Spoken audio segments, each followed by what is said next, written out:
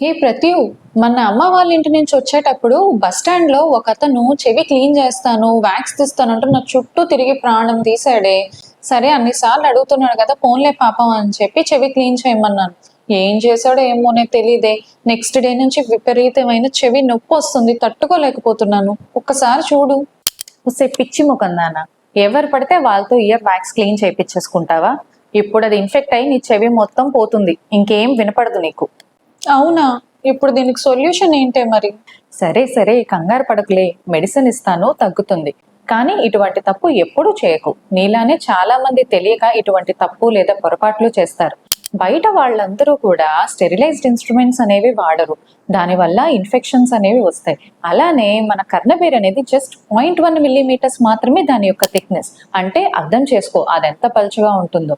అలానే మన చెవి బయట నుండి కర్ణబేరి జస్ట్ 1 inch డెప్త్ లోనే ఉంటుంది.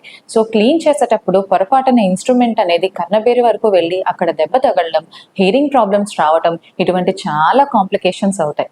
సో ఇంకెప్పుడు ఇటువంటి తప్పు అనేదే చేయకు. ఎప్పుడన్నా వ్యాక్స్ ప్రాబ్లం ఉంటే ఖచ్చితంగా నీకు నేను ఫ్రెండ్నే కాబట్టి ఫ్రీగానే చేస్తాను, రా. అర్థమైందా? వచ్చి క్లీన్ చేయించుకో. మీకు తెలిసిన వాళ్ళు కూడా ఎవరైనా ఇట్లా బస్ స్టాండ్ల దగ్గర, రైల్వే స్టేషన్ దగ్గర క్లీన్ చేయించుకుంటున్నారా? అయితే తప్పకుండా వాళ్ళకి ఈ రీల్ని షేర్ చేయండి.